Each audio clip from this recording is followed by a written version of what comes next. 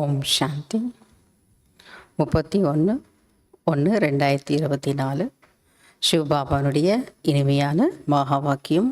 சாக்கார முரளி பாப்தாதா மதுபன்.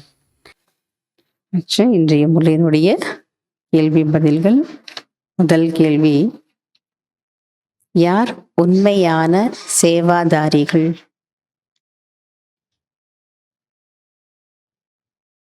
யார் உண்மையான சேவாதாரி?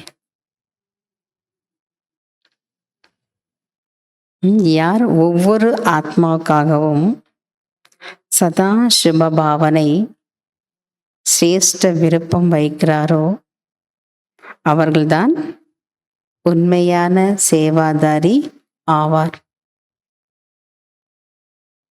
இரண்டாவது கேள்வி, பாபாவின் ஆசீர்வாதங்களை பெற என்ன செய்ய வேண்டும்?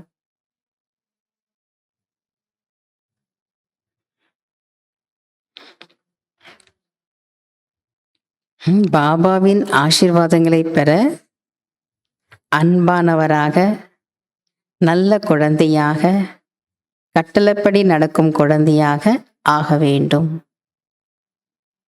மூன்றாவது, ஆன்மீக யோகி வாழ்க்கையின் பாஷை என்ன?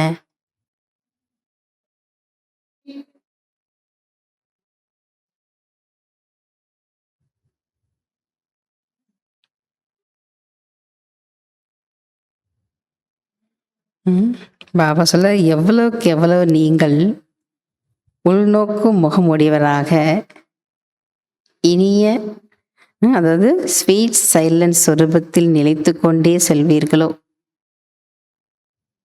எவ்வளவுக்கு எவ்வளவு நீங்கள் உள்நோக்கு முகமுடையவராக ஸ்வீட் சைலன்ஸ் சொரூபத்தில் நிலைத்து கொண்டே செல்வீர்களோ அவ்வளவு கண்களின் பாஷை, பாவனையின் பாஷை, சங்கல்பங்களின் பாஷையை சகஜமாக புரிந்து கொள்ள முடியும். இந்த பாஷையை தான் ஆன்மீக யோகி வாழ்க்கையின் பாஷையாகும். நான்காவது, கர்மாத்தீத அவஸ்தா என்று பாபா எதை கூறுகின்றார்?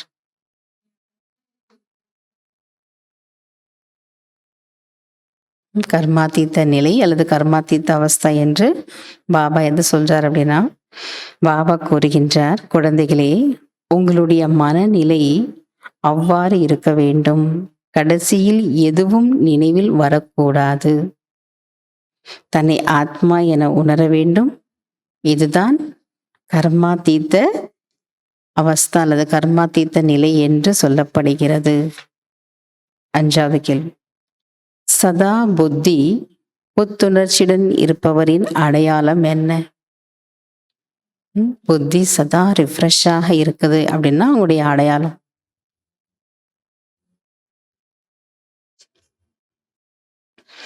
யார் சதா புத்துணர்ச்சியுடன் இருக்கின்றார்களோ அவர்கள் மற்றவர்களுக்கும் சேவை செய்ய முடியும். நீங்க ரிஃப்ரெஷ்ஷாக இருக்கிறீங்க அப்படின்னா பிறருக்கு உங்களால சேவை செய்ய முடியும். அவர்களுடைய பேட்டரி சதா நிரம்பிக் கொண்டே இருக்கும். ஏனென்றால் விச்சாசாகன் மந்தன் செய்வதால் சர்வசக்திவான் தந்தையின் தொடர்பு இணைந்தே இருக்கும். fill in the blanks. First, இப்பொழுது நீங்கள் டேஷ் மற்றும் டேஷிற்கு செல்ல வேண்டும். எனவே தனது டேஷ் மற்றும் டேஷை சீர்திருத்திக் கொண்டே செல்லுங்கள்.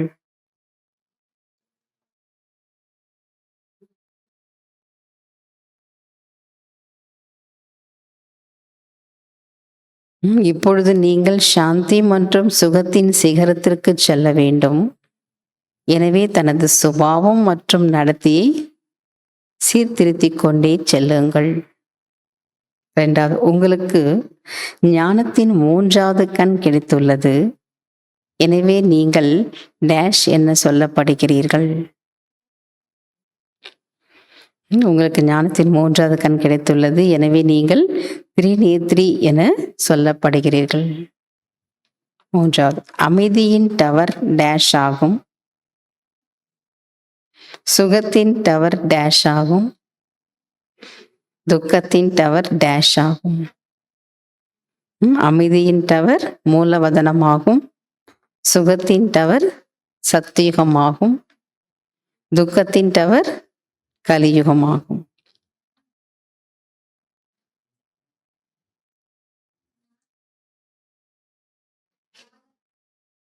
4வது, இந்த டேஷில் இருந்து ஒருவரும் விடுபட முடியாது.